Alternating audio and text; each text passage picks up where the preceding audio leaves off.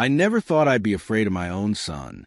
But standing in my kitchen at 3 in the morning, listening to his truck screech into my driveway with that engine roaring like some kind of warning siren, I felt my chest tighten in a way I hadn't felt since the war.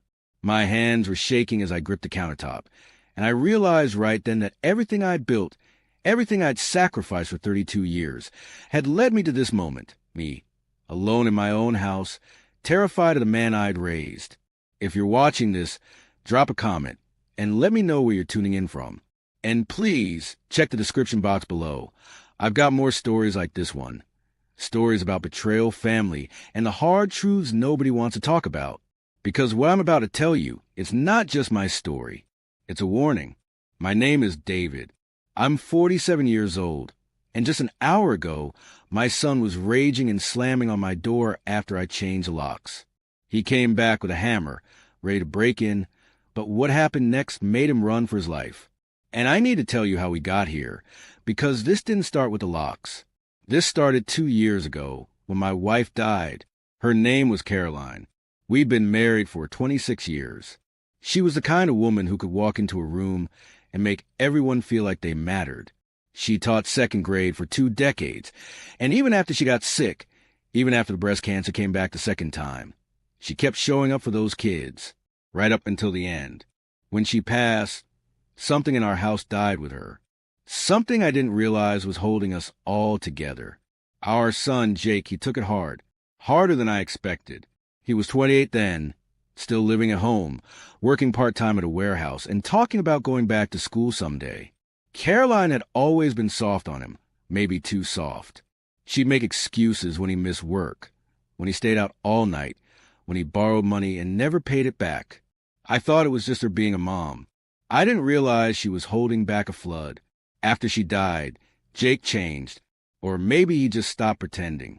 He started drinking more, coming home at all hours, bringing people I didn't know into my house. Friends, he called them, but they had eyes like hyenas.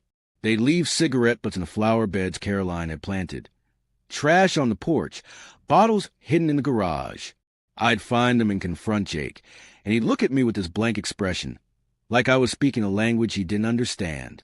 Then the money started disappearing. First, it was small things. $20 from my wallet, some change from the jar on the dresser. I told myself I was imagining it. Grief does things to your mind. But then my credit card got declined at the grocery store, and when I checked my account, there were charges I didn't recognize. Sports betting sites, cash advances, thousands of dollars, drained over months. When I confronted Jake, he didn't even deny it. He just shrugged and said Caroline would have understood that I was being selfish for not helping him when he was struggling. That word, selfish, from the kid I'd worked double shifts for, put through school, bailed out of trouble more times than I could count. I felt something crack inside me that day, but I didn't change the locks then. I should have. God, I should have. Instead, I tried to be understanding. I tried to be the parent Caroline would have wanted me to be. I set boundaries. I told Jake he needed to get help, needed to find his own place, needed to stop using my home like a crash pad for his chaos. He agreed. He always agreed. And then he'd do whatever he wanted anyway. The real turning point came 6 months ago. I woke up one morning, and my truck was gone. Just gone. I thought it had been stolen, called the police, filed a report. Then I got a call from an impound lot 3 counties over. Jake had taken it, gotten into an accident while driving drunk, and left it there. Totaled. My truck, the one I'd had for 15 years, the one Caroline and I had taken on camping trips and cross-country drives. Destroyed. When Jake finally came home 2 days later, he didn't apologize. He got angry at me for filing the police report, said I was trying to ruin his life. That's when I realized something that broke my heart all over again. My son didn't love me. Maybe he never had. Maybe Caroline's love had been enough to cover that up, to make it seem like we were a family. But without her here, there was nothing left but resentment and entitlement. He saw me as an obstacle, as an ATM, as someone who owed him something just for existing. I started keeping my bedroom door locked at night. I stopped keeping cash in the house. I opened a new bank account he didn't know about. I was living like a prisoner in my own home, and I knew it couldn't go on. But every time I thought about kicking him out, I'd hear Caroline's voice in my head, asking me to give him one more chance, to be patient, to remember he was grieving too. Then last month, I came home from work early. I'm a contractor, and the job site got rained out, so I headed back around noon. When I pulled into the driveway, I saw cars I didn't recognize parked on my lawn. The front door was wide open. Music was blasting from inside. And when I walked in, I found my house, my home, turned into some kind of party scene. People I'd never seen before were sprawled across Caroline's furniture, drinking my beer, smoking God knows what in my living room. The TV was gone. So was Caroline's jewelry box from our bedroom. Jake was passed out on the couch. I woke him up, and when he finally opened his eyes, he looked at me like I was the one intruding, like I was the problem. I told everyone to get out. Some of them laughed. One guy, some punk kid with tattoos crawling up his neck, stepped up to me like he was going to do something about it. I'm not a big man, but I'm not soft either. I stood my ground, and eventually they left. But Jake, he stayed on that couch, glaring at me like I just ruined his life. That night, I made the decision. I called a locksmith. I packed up Jake's things and put them in the garage. And the next morning, while he was out, I had every lock in the house changed. I left him a note on the front porch with his bags. It said he had 30 days to find a place, that I'd keep his stuff safe until then. But he couldn't come back inside. Not after what I'd seen. Not after he'd disrespected Caroline's memory like that. I thought that would be the end of it. I thought he'd be angry, maybe, but that he'd understand that some part of him, some small piece of the boy I used to take fishing and read bedtime stories to, would see that I was doing this because I loved him, because I couldn't watch him destroy himself anymore. I was wrong. The first time Jake came back, it was almost civilized. Almost. He knocked on the door, calm at first, asking to come in and talk. I stood on the other side, my hand on the deadbolt, and told him through the wood that we could talk on the porch, but he wasn't coming inside. I heard him take a breath, and for a second, I thought maybe he'd actually listen. Then he started yelling. He called me every name you could imagine, said I was a heartless old man, that Caroline would be ashamed of me, that I'd abandoned him when he needed me most. His voice cracked when he said her name, and I almost opened that door. Almost. But then he kicked it. Hard. The whole frame shook. And I realized that whatever part of my son had been reachable, it was buried so deep under rage and entitlement that I couldn't find it anymore. If you've ever been betrayed by someone you love, you know exactly how I felt in that moment. That sick feeling in your stomach, like the ground is disappearing beneath you. If this story is hitting home, do me a favor and hit that subscribe button. Share this with someone who needs to hear it. And check the description box below for more stories about family, betrayal, and survival. Because what I'm about to tell you, it gets worse before it gets better. Jake stayed on that porch for an hour, pounding and yelling. Neighbors started peeking through curtains. Mrs. Henderson from next door actually called to ask if I was okay. I told her I was fine, that it was just a family matter. But my voice must have given me away because she offered to call the police. I told her not to. Not yet. I kept hoping he'd tire himself out, that he'd leave and come back when he was sober, when he could think clearly. He finally left around dusk. I watched through the window as he got in his truck and peeled out of the driveway, leaving tire marks on the street. I thought that was it. I thought I'd have at least a few days before he tried again. I made myself dinner, tried to watch some TV. But I couldn't focus. Every sound made me jump. Every car that passed by made my heart race. I'd never felt unsafe in my own home before. Not like this. That night, I barely slept. I kept waking up, thinking I heard footsteps outside, thinking I heard his truck coming back. By morning, I was exhausted. I made coffee, sat at the kitchen table, and stared at Caroline's picture on the mantel. I asked her what I should do. Ask her if I'd made the right choice. She just smiled at me from that frame, forever frozen in a happier time, and I felt more alone than I'd ever felt in my life. Jake came back that afternoon. This time he wasn't alone. He had 2 guys with him, the same ones from the party. They parked across the street and just sat there for a while, watching the house. I called a buddy of mine, Tom, who used to be a cop, told him what was happening. He said I should file a restraining order, that I had every right to protect myself and my property. But he also said something that stuck with me. He said, "David, your son is an addict. And addicts don't think like regular people. They think in terms of obstacles and opportunities. Right now, you're an obstacle. Be careful. An obstacle." My own son saw me as an obstacle. They left after about an hour, but I knew they'd be back. I started taking precautions. I put a bat by the front door, another by my bed. I made sure all the windows were locked. I even set up my old deer camera in the front yard, pointed at the driveway, so I'd have a record of anyone who came by. I felt ridiculous, like some paranoid old man, but I couldn't shake the feeling that something bad was coming. I was right. 3 days later, Jake came back in the middle of the night. I woke up to the sound of breaking glass. He'd thrown a rock through my living room window. By the time I got downstairs, he was reaching through the broken pane, trying to unlock it from the inside. I yelled at him to stop, told him I was calling the police. He just laughed, actually laughed, said I wouldn't do it because I was too weak, because I cared too much about what people would think. He was wrong. I called 911 right there, standing in my own living room with glass all over the floor. The operator asked me if I was in immediate danger, and I looked at my son, my own flesh and blood, clawing at my window like some kind of animal, and I said yes. Yes, I'm in danger. The police came within 10 minutes. By then, Jake was gone. They took a report, looked at the broken window, told me I should absolutely file for a restraining order. One of the officers, a young guy who couldn't have been more than 25, looked at me with this sad expression and said, "I'm sorry, sir. Family cases are always the hardest." I want to tell him he had no idea. No idea what it felt like to watch your child turn into a stranger. I boarded up the window that night, got it fixed the next day, filed for the restraining order the day after that. I thought maybe that would be enough to make Jake back off, to make him realize this had gone too far. But I was still thinking like a father, still thinking he had limits, boundaries, some sense of respect or self-preservation.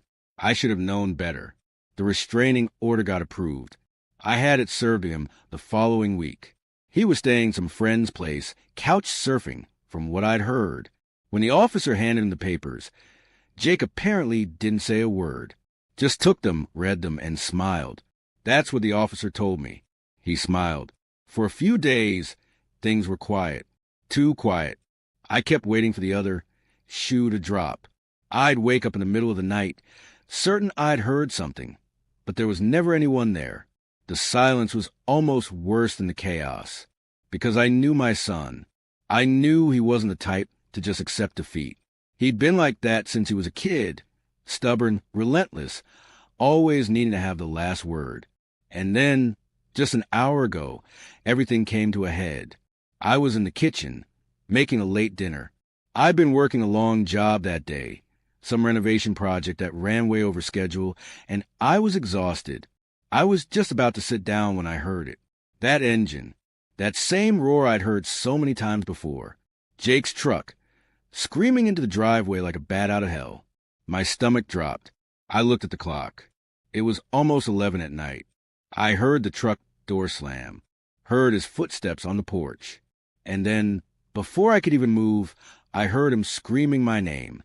The sound of his fists hitting the door was like thunder. Each impact sent vibrations through the house, rattling the picture frames on the walls. I stood frozen in the kitchen, my dinner forgotten, my mind racing. This was different from the other times. This wasn't anger. This was rage. Pure, unfiltered rage. He was screaming things I won't repeat here. Things about me, about Caroline, about how I'd ruined his life. His voice was raw, almost animalistic, and I could hear him gasping for breath between the words. I grabbed my phone and dialed 911 again. My hand was shaking so badly I almost dropped it. When the operator answered, I could barely get the words out. I told her my son was violating a restraining order, that he was trying to break into my house, that I needed help immediately. She told me officers were on their way, asked me if I was safe. I looked at my front door, solid oak, reinforced with a new deadbolt I'd installed, and I said I thought so, but even as I said it, I wasn't sure I believed it. Then the pounding stopped. For a moment, there was silence. I held my breath, listening. Maybe he'd given up. Maybe he'd heard me on the phone and realized the police were coming. Maybe the sound of his truck door opening and slamming shut again cut through my thoughts. I moved to the window, staying back from the glass, and peeked through the curtains. What I saw made my blood run cold. Jake was walking back toward the house, and in his right hand, he was carrying a hammer. A big one, the kind I use for demo work. He must have grabbed it from his truck, and from the way he was gripping it, white-knuckled and determined, I knew exactly what he planned to do with it. This is the part where everything changed, where the story you came here for really begins. And if you're still watching, I need you to stick with me, because what happened next, I still can't fully believe myself. Jake reached the door and didn't even hesitate. He swung that hammer at the deadbolt with everything he had. The sound was deafening, metal on metal, and I saw the door frame splinter. He hit it again, and again. Each strike sent pieces of wood flying. He was going to get through that door. It was just a matter of time. I backed away from the window, my heart hammering in my chest. I thought about running out the back door, getting in my car, and just leaving. But this was my house, my home, the place I'd built a life with Caroline, the place where I'd raise my son, where I'd bury my wife's ashes in the garden she loved. I wasn't going to run from it, but I wasn't going to let him destroy it either. I went to my bedroom, moving as quickly and quietly as I could. My hands were still shaking as I opened the closet and reached for the top shelf. There, in the back, wrapped in an old towel, was my service pistol from my time in the Army.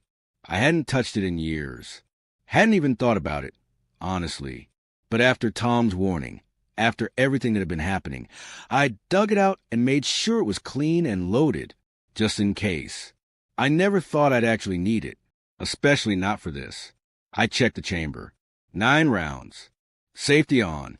My training came back to me like muscle memory, even though my hands were shaking so badly I could barely hold a damn thing. I took a deep breath, trying to steady myself, trying to think clearly. I wasn't going to shoot my son. That wasn't even a possibility I was willing to consider. But maybe, just maybe, the sight of it would be enough to make him stop, to make him realize how far this had gone. I walked back to the front of the house. The hammering had stopped again, and for a second, I thought maybe he'd given up. Then I heard it, the sound of the door handle rattling, then the door itself creaking open. He'd done it. He'd broken through the lock. The door swung open, and there he was, my son, standing in the doorway with that hammer still in his hand, his chest heaving, his eyes wild. He looked like someone I didn't recognize, like a stranger wearing my son's face. We locked eyes, and I raised the pistol, keeping it pointed at the floor, but making sure he could see it. My voice came out steadier than I expected. I told him to stop, told him to drop the hammer and leave, told him the police were already on their way, and that if he didn't go right now, he was going to spend the night in jail. For a moment, just a moment, I saw something flicker in his eyes. Fear, maybe, or recognition. Like some part of him, buried deep down, understood the line we were standing on, the point of no return. Then he took a step forward. I raised a pistol, pointing it at his chest this time. My finger was on the trigger. I made damn sure of that, but I raised it, and I told him again, louder this time, to stop. He didn't. He took another step, and another. He was talking now, saying something about how I wouldn't do it, how I didn't have the guts, how I was just a scared old man trying to hold on to a house that should be his. Caroline would have wanted to have it, he said. I'd stolen it from him. That's when I heard the sirens. Faint at first, but getting louder. Jake heard them too. I saw his eyes dart toward the street, saw him calculate his options, and then, finally, he looked back at me, at the gun in my hands, at the expression on my face, and he ran. He dropped the hammer right there on my floor and bolted out the door, jumping into his truck and tearing out the driveway just as the first police car rounded the corner. I stood there, still holding the pistol, watching him disappear into the night. My whole body was shaking. I could barely breathe. The police swarmed the property within seconds. I set the gun down carefully on the table and put my hands up just to be safe. I didn't want any confusion about who was the threat here. They cleared the house, checked on me, took my statement.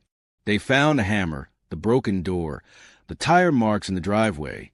They put out an APB for Jake's truck. One of the officers, an older woman with kind eyes, sat with me while I gave my statement. She asked me if I was okay. I told her I didn't know. She asked me if I wanted to press charges.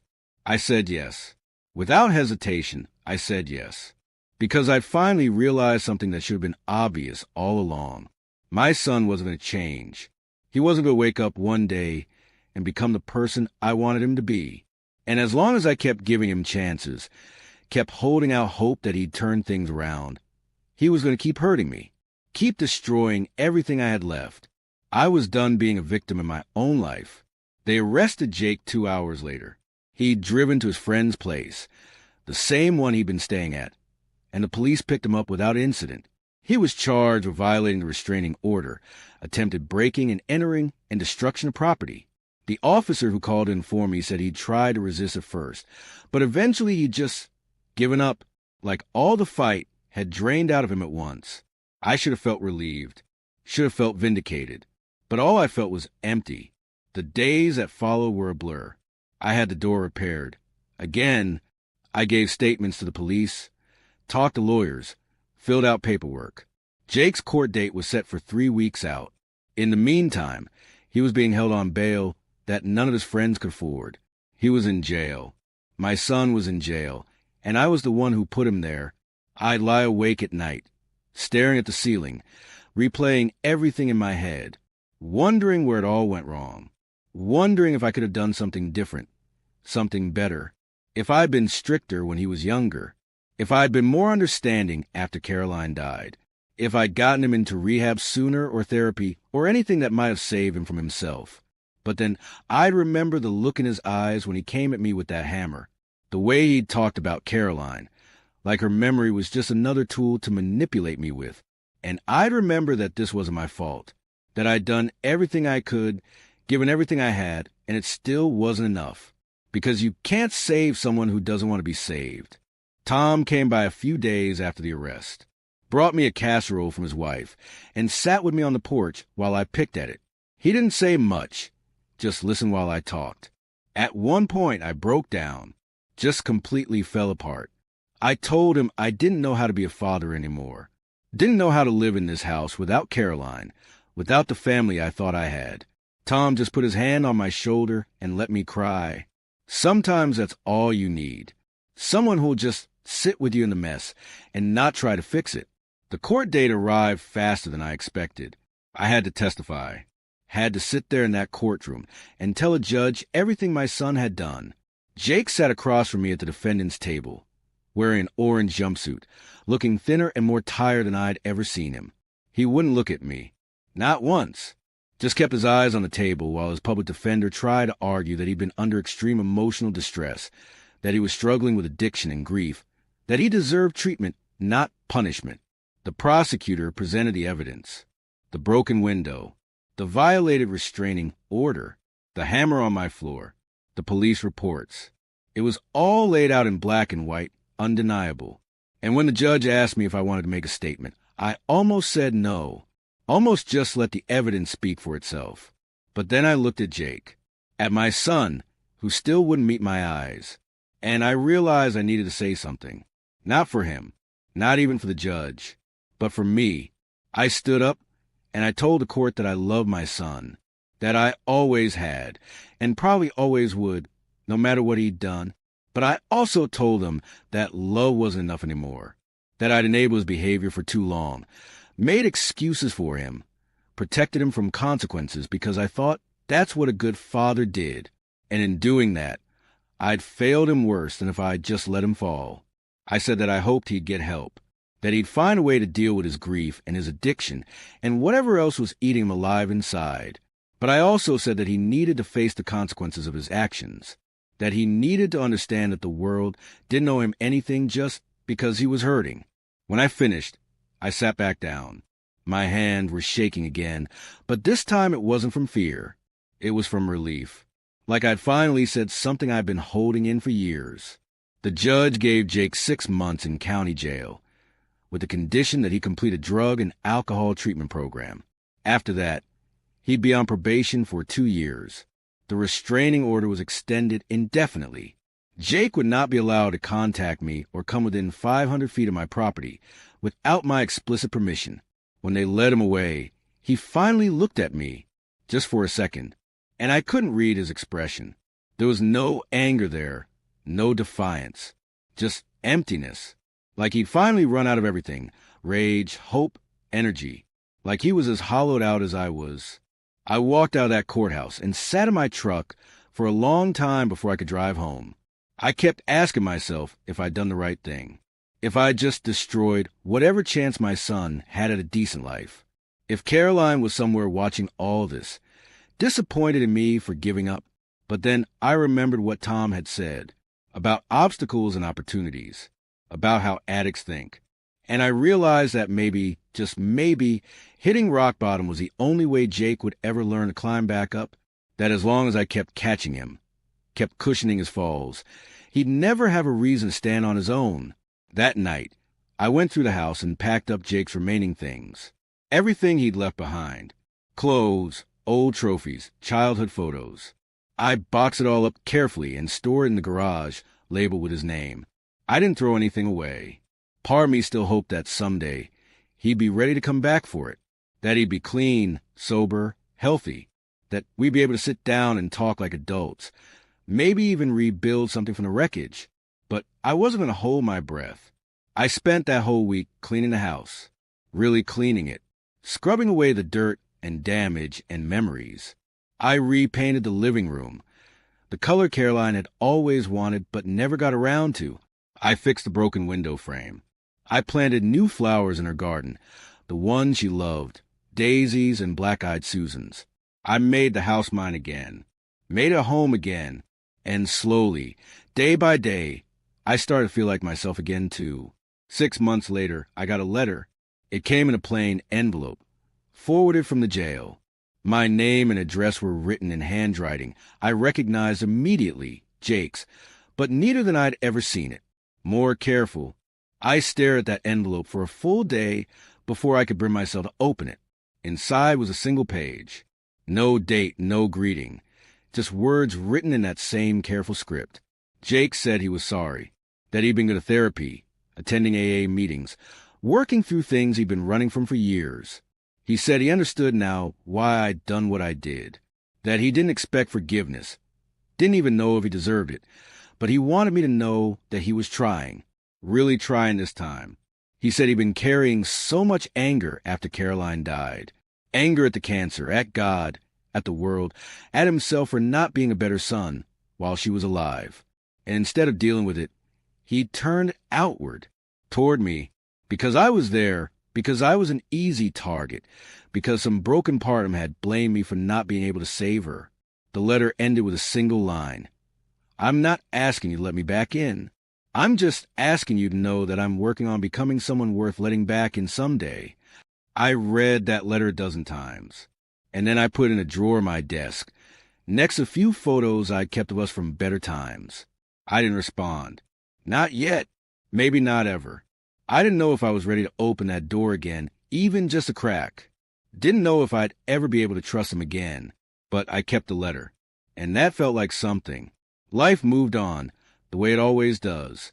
I kept working, kept fixing up the house, kept putting one foot in front of the other. I started going to a grief support group at the community center, met other people who'd lost spouses, who understood what it felt like to rebuild a life from scratch. Some of them had estranged kids, too. Hearing their stories helped me realize I wasn't alone in this. That family trauma was more common than anyone wanted to admit. I started dating again, which felt strange at first. Disloyal, almost like I was betraying Caroline's memory. But one of the women in my grief group, a widow named Patricia, told me something that stuck with me. She said Caroline would want me to be happy, that loving someone new didn't erase the love I'd had for her, that the heart was big enough to hold both. So I went on a few dates. Nothing serious yet, but it felt good to laugh again, to have conversations that weren't about pain or loss or family drama, to remember that I was still a person, not just a victim or a caretaker or a father who'd failed. Tom and I started taking fishing trips again, something we used to do all the time before Caroline got sick. We'd head out to the lake before dawn, sit in his boat with our lines in the water, and just exist. Sometimes we'd talk. Sometimes we wouldn't. But it was peaceful in a way I'd forgotten life could be. One day, about 8 months after Jake's arrest, I was working a job site when I got a call from an unknown number. I almost didn't answer, but something made me pick up. It was Jake. His voice was different, quieter, more measured. He'd been released early for good behavior and completing his programs. He was living in a halfway house, working construction, going to meetings every day. He said he didn't expect anything from me. Just wanted me to know he was out, that he was staying away like the court had ordered, but that he hoped someday, when I was ready, we could talk. Maybe grab coffee. Maybe just sit and figure out if there was anything left to salvage between us. I told him I'd think about it, and I meant it. I hung up and stood there on that job site, surrounded by the sounds of hammers and saws and workers shouting to each other, and I felt something I hadn't felt in a long time. Hope, not the desperate, clinging hope I'd carried for years, the kind that kept me making excuses and giving chances that were never earned. This was different, smaller, more cautious, but real. I didn't call him back right away, didn't rush into anything. But a few weeks later, I drove past a halfway house. Didn't stop, didn't go in, just drove past, slow enough to see him through the window, sitting in what looked like a common room, reading a book. He looked different, older, calmer, like maybe he was actually doing the work. I drove home and I sat on my porch, looking at the garden Caroline had loved, now thriving with the flowers I'd planted in her memory. And I thought about second chances, about whether people could really change, or if we just get better at hiding who we've always been. I don't have an answer to that yet. Maybe I never will.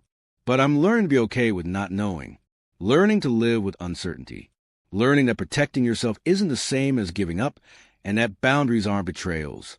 If you've made it this far, thank you for listening to my story. I know it's not a fairy tale. There's no neat ending, no perfect resolution where everyone hugs and learns a valuable lesson. Real life is messier than that. But maybe that's the point.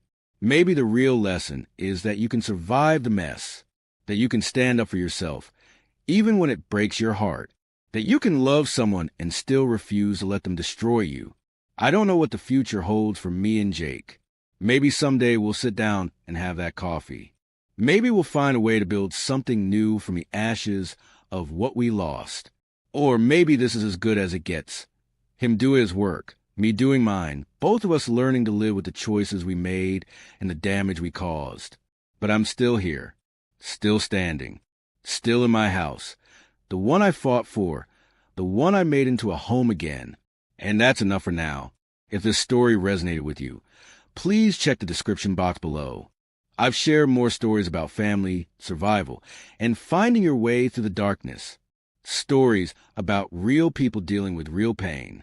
Because sometimes just knowing you're not alone in the struggle, that's enough to keep you going. Take care of yourselves. Set your boundaries. Protect your peace. And remember, loving someone doesn't mean letting them destroy you. Sometimes the most loving thing you can do is walk away.